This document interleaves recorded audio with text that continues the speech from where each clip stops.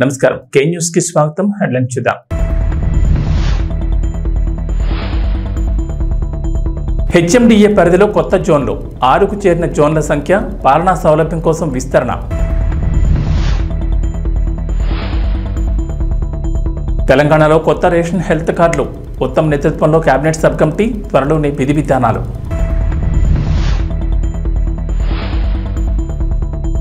ఏపీలో సచివాలయాల ఉద్యోగుల రేషనలైజేషన్ ఆంధ్రప్రదేశ్ ప్రభుత్వం త్వరలోనే కీలక నిర్ణయం.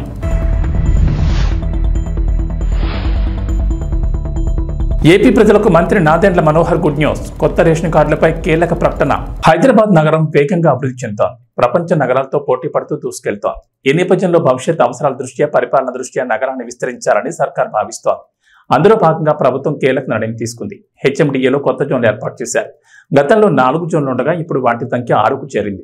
ప్రస్తుతం 7 జిల్లాల పరిధిలో విస్తరించి ఉన్న హెచ్ఎండిఏలో జోన్లను 6కు పెంచారు. ఈ మేరకు ప్రభుత్వం అధికారిక ఉత్తర్వులు జారీ చేసింది.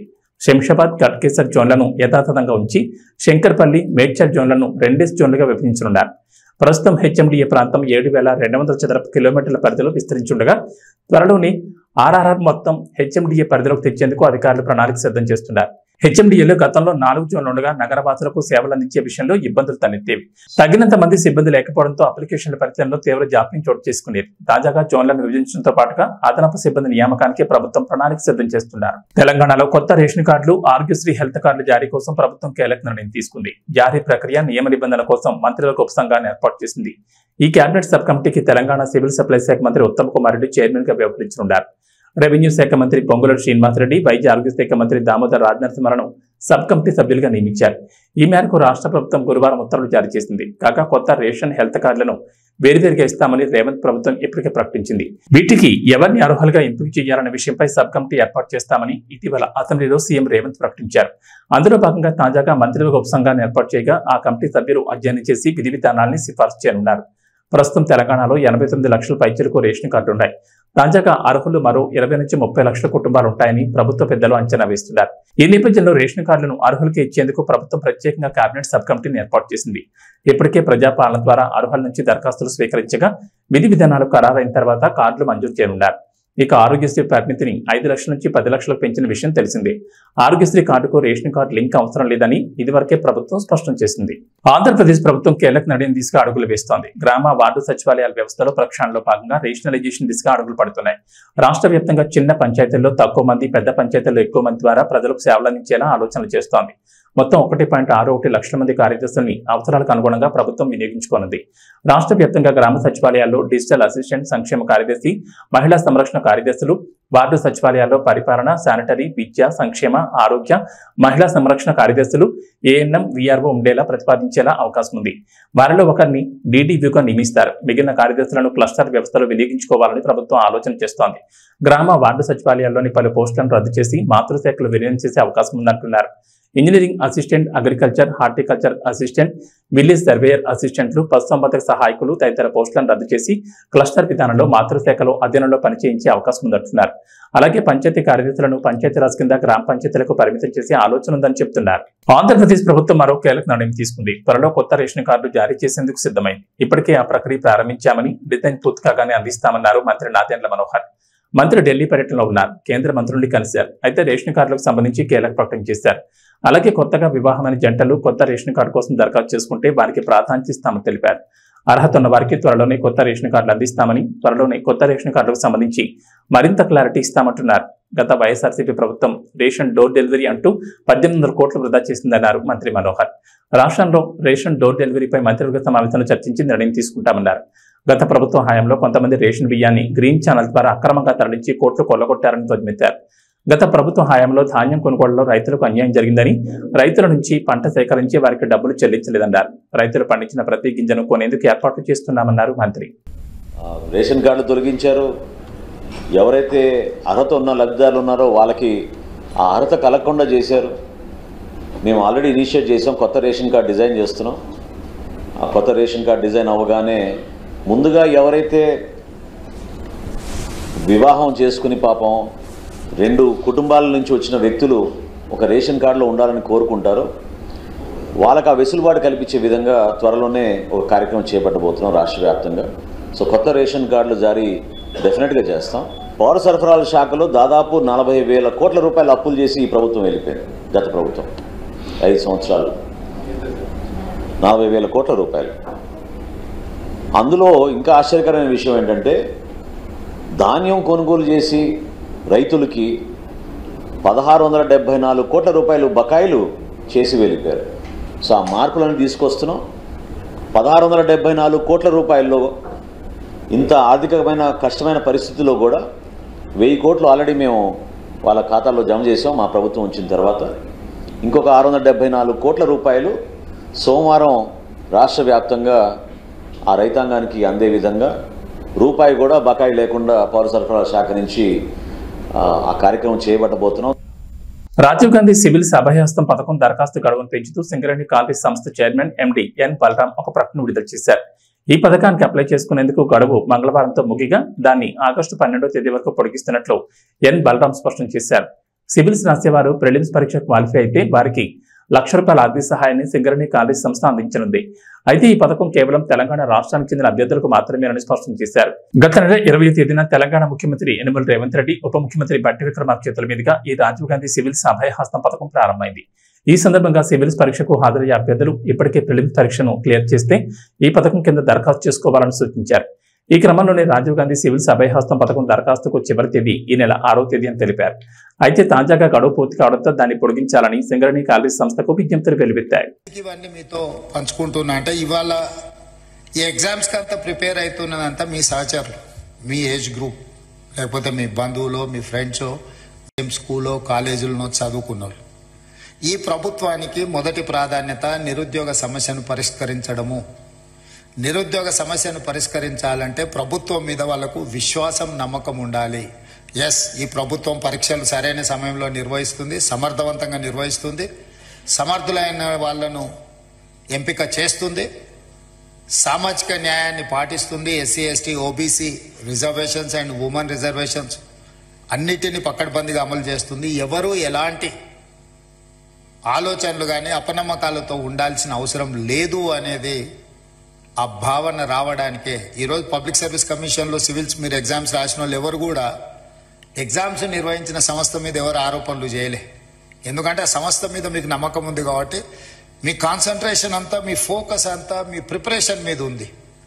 కానీ దురదృష్టవశాత్తు తెలంగాణలో గత 10 సంవత్సరాలలో ప్రతిసారి విద్యార్థులు పరీక్షలకు ప్రిపేర్ అయ్యేదానికంటే నిర్వహిస్తున్న సమస్య మీద కొట్లాడడానికి, ప్రభుత్వం మీద ఆరోపణలు చేయడానికే చాలా సమయం వాళ్ళది అందులో పోతుంది. అందుకే నా సూచన, మనం నిర్వహణ చేసేటప్పుడు చాలా బాధ్యతాయుతంగా వ్యవహరించాలని మా మంత్రివర్గ సహచరులతో చర్చించి ఒక పకడ్బందీ ప్రణాళికతోని ఈరోజు తెలంగాణ రాష్ట్రంలో గ్రూప్ 1 కావచ్చు, లేకపోతే పారామెడికల్ కావచ్చు, పోలీస్ కావచ్చు, గ్రూప్ 2 కావచ్చు, గ్రూప్ 3 కావచ్చు, డిఎస్సి కావచ్చు, టెట్ కావచ్చు, ఏ పరీక్షలైనా ఖచ్చితంగా సరైన సమయంలో సరైన విధంగా సమర్థవంతంగా నిర్వహించాలని ఒక నిర్ణయం తీసుకుంది. దాంతో ఒక 30 లక్షల మంది నిరుద్యోగ యువకులు. తెలుగుదేశం పార్టీ కార్యకర్తలకు అధినేత చంద్రబాబు బంపర్ ఆఫర్ ప్రకటించారు. మంగళగిరిలోని తెలుగుదేశం పార్టీ కేంద్ర కార్యాలయంలో చంద్రబాబు అధ్యక్షతన పొలిట్ బ్యూరో సమావేశం జరిగింది. 3 గంటల పాటు జరిగిన ఈ సమావేశంలో కీలక నిర్ణయాలు తీసుకున్నారు. అయితే కార్యకర్తలకు సంబంధించి చంద్రబాబు కీలక నిర్ణయాన్ని ప్రకటించారు. తెలుగుదేశం పార్టీ సభ్యులకు ఇచ్చే ప్రమాద బీమాను 2 లక్షల నుంచి 5 లక్షలు పెంచుతూ పొలిట్ బ్యూరో నిర్ణయం తీసుకుంది. వాట్సాప్ ద్వారా సభ్యత్వం నమోదు చేసుకునే వెసులుబాటును కూడా కల్పిస్తున్నారు. ఓటీపీ ఎంటర్ చేసి ₹100 రుసుము చెల్లించి సభ్యత్వం తీసుకోవచ్చు. పార్టీ సభ్యత్వం తీసుకున్న వారికి వెంటనే వాట్సాప్ లోని కార్డు అందజేస్తారు. ఆ తర్వాత ఒరిజినల్ సభ్యత్వ కార్డును బూతుల ద్వారా కార్యకర్తలకు అందజేస్తామన్నారు. పార్టీ సంక్షేమ విభాగం ద్వారా ఇప్పటి వరకు 120 కోట్ల మేర ప్రమాద బీమా అందించారు. సంక్షేమ విభాగం తరపున పార్టీ కుటుంబ సభ్యులైన 1,672 మంది విద్యార్థులకు వారి చదువుల నిమిత్తం సుమారు 2,35 లక్షల ఆర్థిక సహాయం అందించింది. విదేశాల్లో చదవాలనుకున్న సుమారు 180 మందికి కూడా అవసరమైన సహాయ సహకారాలు అందించడం జరుగుతుంది. పార్టీ స్కిల్ డెవలప్మెంట్, ఎంపవర్మెంట్ విభాగం ద్వారా 2,437 మందికి వివిధ కంపెనీల్లో ఉద్యోగ ఉపాధి అవకాశాలు కల్పించింది. ఎన్ఆర్ఐ, టీడీపీ విభాగం ద్వారా 2,000 మందికి శిక్షణ ఇచ్చి 850 మందికి, రాష్ట్రాల్లో 200 మందికి విదేశాల్లో ఉద్యోగాలు వచ్చాయి. భవిష్యత్తులో కార్యకర్తలు వారి కాళ్ల మీద వారు నిలబడే విధంగా ఎంపవర్మెంట్ చేయాలని నిర్ణయించారు. కార్యకర్తల కుటుంబాల విద్య, వైద్య, ఉపాధి కోసం పార్టీ అండగా ఉంటుందని చంద్రబాబు తెలిపారు. నందమూరి బాలకృష్ణ ప్రస్తుతం నెట్టింట్లో సినిమాలతో ఫుల్ బిజీగా ఉన్నారు. సినిమాలు, ఓటీటీలో షోలు అంటూ బాలయ్య దుమ్ము లేపేస్తున్న సంగతి తెలిసిందే. బాలయ్యలోని 2వ కోణాన్ని అన్స్టాపుల్ షో అందరికీ పరిచయం చేసింది. బాలయ్య ఎంత అల్లరి చేస్తారు, అందరితో ఎంతో సరదాగా ఉంటారన్నది అందరికీ అర్థమైంది. అన్స్టాపుల్ షోలో బాలయ్య ఆడిన ఆటలు, గెస్టులతో ఆడించిన ఆటలు, పెట్టించిన ముచ్చట్లు ఎంతగానో వైరల్ అయ్యాయి. ఇప్పటికి 2 సీజన్లు, ఒక లిమిటెడ్ ఎడిషన్ కు మంచి ఆదరణ దక్కింది. ఇక ఇప్పుడు కొత్త సీజన్ కు సంబంధించిన అప్డేట్ వచ్చింది. బాలయ్య మరోసారి ఆహాలో సందడి చేయబోతున్నారు. ఈసారి కూడా పొలిటికల్ గెస్టులు తీసుకొచ్చేలా ఉన్నారు. అసలే ఇప్పుడు ఏపీలో కూటమి ప్రభుత్వం ఉంది. దీంతో బాలయ్య సినీ పొలిటికల్ టచ్ తో ఈ సీజన్ రఫ్ ఆడించేలా ఉన్నారు. గత సీజన్లో బాలయ్యతో చంద్రబాబు, పవన్ కళ్యాణ్ వంటి వారు ఈ షోలో సందడి చేశారు. మహేష్ బాబు బాలయ్య ఎపిసోడ్ ప్రభాస్తో బాలయ్య పెట్టిన ముచ్చట్లు బాగానే హైలైట్ అయ్యాయి. ప్రభాస్, మహేష్ బాబు, పవన్ కళ్యాణ్ ఎపిసోడ్ల టైంలో అయితే ఆహా సర్వర్ క్రాష్ అయిపోయింది. అంతలా జనాలు ఎగబడి ఆ సీజన్ చూశారు. ఇండియాలో అన్స్టాపబుల్ షో కొత్త రికార్డులు క్రియేట్ చేసిన సంగతి తెలిసిందే. ఇక ఇప్పుడు బాలయ్య మరోసారి అందరినీ అలరించేందుకు రెడీ అవుతున్నారు. ఈసారైనా చిరంజీవి బాలయ్య ఎపిసోడ్ వస్తుందేమో చూడాలి. వీళ్ళిద్దరి ఎపిసోడ్ వస్తుందని అభిమానులు ఎంతగానో ఎదురు చూస్తూ వస్తున్నారు. కానీ ఇంతవరకు అది సాధ్యపడలేదు. ఆహా టీం తనను సంప్రదించలేదని, అడిగితే ఎపిసోడ్ చేస్తానని చిరంజీవి ఆ మధ్య ఒకసారి చెప్పుకొచ్చారు. మరి ఈ కొత్త సీజన్ ఎలా ఉంటుందో చూడాలి. అసలే ఈసారి భారీ బడ్జెట్ చిత్రాలు కూడా వస్తున్నాయి. ఈ మూవీ ప్రమోషన్స్ ను తన షోలో బాలయ్య ఎలా చేస్తారో చూడాలి. వెల్దుర్తి మండలంలోని రత్నపల్లి గ్రామంలోని ఎంపీపీ స్కూల్ విద్యా కమిటీ చైర్మన్ గా ఫయాజ్ బాషా గురువారం ఎన్నికయ్యారు. వైస్ చైర్మన్ గా యశోద ఎన్నిక కావడం జరిగింది. కోఆర్డినేటర్ గా నాగేష్, నరేంద్రలను ఎన్నుకున్నారు. ఈ కార్యక్రమంలో పాఠశాల సిబ్బంది, గ్రామ నాయకులు కృష్ణారెడ్డి, ఆనంద్ యాదవ్ పాల్గొన్నారు.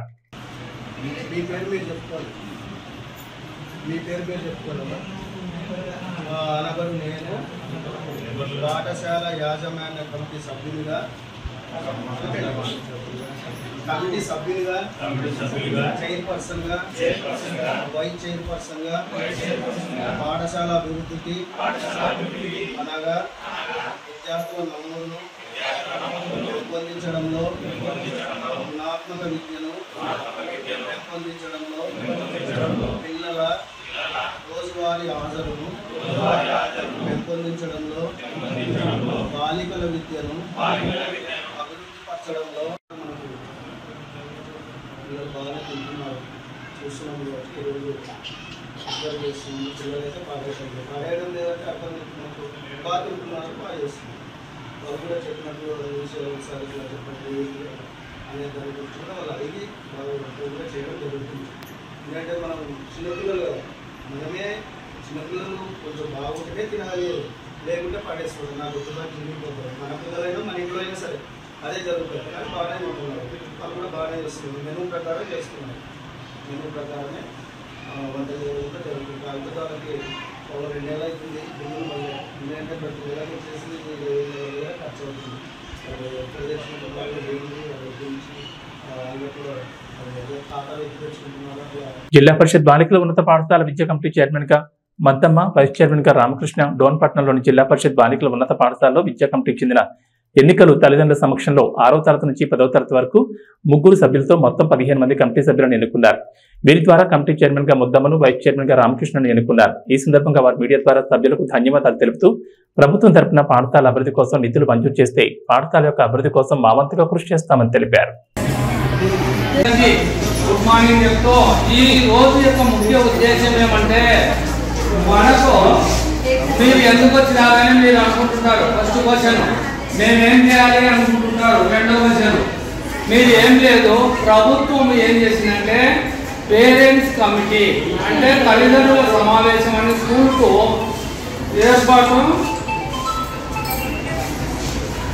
ఏర్పాటు చేయవలసిన సమయం వచ్చింది. ప్రభుత్వము ఇక్కడ మీరు ప్రతి పేరెంట్ ఈ స్కూల్ యొక్క బాగోగులు ప్రశ్నించడానికి అవకాశం ఉంటుంది. బాగోగులు అంటే చదువుల విషయంలో కానీ, మనం పెట్టే ఫుడ్ విషయం కానీ, పరిశుభ్ర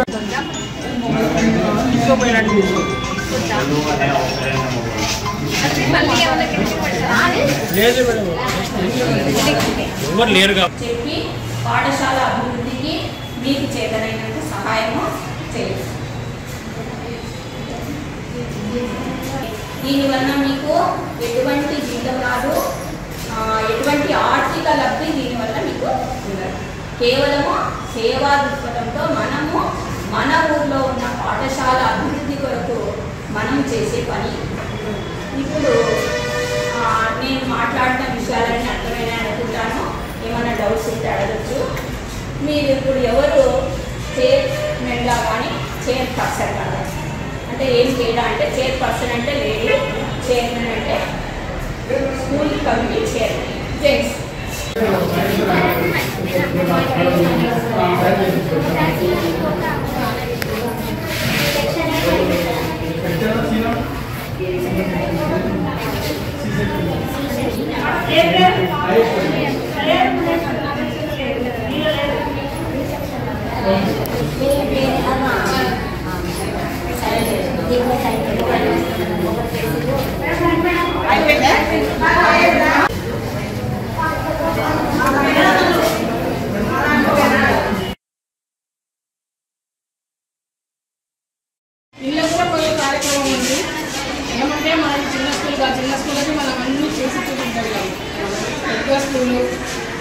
ఈ టీచర్లు సెలవు పెడితే ఒక బాధ, మళ్ళీ ఈ కార్యక్రమాలు చేయాలంటే పిల్లలు గౌరవం తీసుకుంటారు.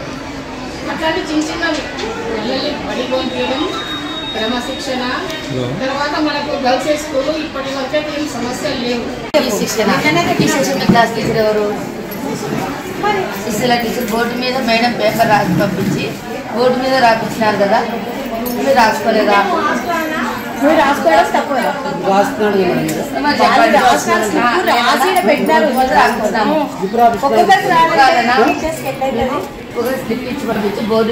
మల్కాజ్గిరి నియోజకవర్గం 137 వినాయక్ నగర్ డివిజన్ దీన్ దయాళ్ నగర్ లో గత 4 ఏళ్ల క్రితం భారీ వర్షాలకు సైకిల్ తొక్కుతూ వచ్చిన చిన్నారి సుమేధ నాలాలో పడిపోయి బండ చెరువులో శవమై తేలింది. అప్పుడు కొంతమంది అధికారులు నామమాత్రపు చర్యలతోనే సరిపెట్టారు. మళ్లీ వర్షాకాలంలో ఇలాంటి దుర్ఘటన పునరావృతం కాకూడదని సుమేధ ఉదంతాన్ని దృష్టిలో పెట్టుకుని ఎమ్మెల్యే మర్రి రాజశేఖర రెడ్డి అధికారులతో కలిసి దీన్ దయాళ్ నగర్ లో పర్యటించి నాలా పూడిక అట్టడుగు నుండి తీస్తేనే వరద నీటి ప్రవాహం కాలంలోకి చేరకుండా ఉంటుందని, అట్టడుగు నుండి పూడిక తీసి నాలాలో నుంచి చెత్తను పూర్తిగా తొలగించాలని అధికారులకు ఖచ్చితమైన ఆదేశాలు ఇచ్చారు. జరుగుతున్న పూడికతీత పనులను ఎమ్మెల్యే స్వయంగా తానే లోతైన నాలాలోకి దిగి పర్యవేక్షించారు. ఈ సందర్భంగా ఎమ్మెల్యే మాట్లాడుతూ గతంలో నాలా పూడికి తీయకుండా ఉండడంతో చెత్త పేరుకుపోయి వరద నీరు రోడ్లపైకి రావడంతో సుమేధ ఉదంతం జరిగిందని, ఇకపై అలాంటి సంఘటనలు జరగకుండా ఎప్పటికప్పుడు అధికారులతో సమీక్షా సమావేశాలు నిర్వహిస్తానని చెప్పారు.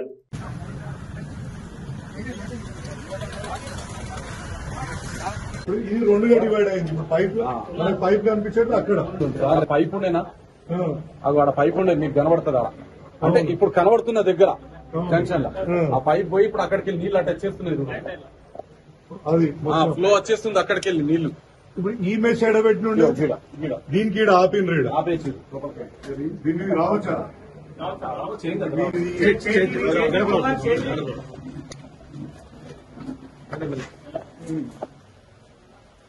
అది అవుతుందా? అవుతా దీని దయాళ్ ఇప్పుడు పోతాం దీని దయాళ్ వెళ్తాం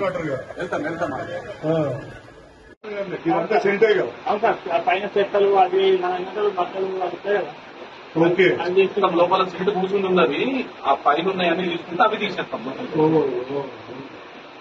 మీరు చూడండి ఇది ఈ 4-5 పోయేటట్టున్నాయి కదా. 4-5 ఇవి కాదు సార్, పైన స్లాబ్ పోతాయి. అచ్చా మీరికేం బండ్లు పోతాయి. మౌంటాన్ తీసి ఓకే కుంగిపోయే ఛాన్సెస్ ఉన్నాయి. చాలా క్లియర్ ఉంది. మనం ఈ సెంటర్ తీస్తే అసలు నీళ్ళు ఆగే పరిస్థితే లేదు.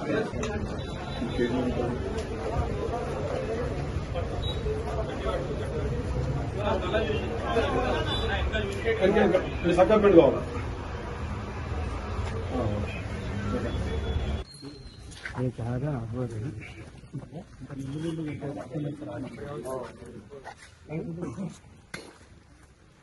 ఈ ఫిల్ట్ వెళ్ళిపోతే నాకు తెలిసి ఇది మునగదు అంతే. మొన్న వీళ్ళకి మంచి పని చేసేది సార్, పెట్రోల్ బంక్ కాడికి ఇలా చేసింది కదా, పోలు స్తంభము ఒకటి పైపాటం ఉండాడ చేస్తున్నాం. ఒక చూడు అలా దిగిండు కదా మనిషి చేస్తుడు కదా, ఇళ్ళకి ఒక్కొక్కటి అయిపోయింది.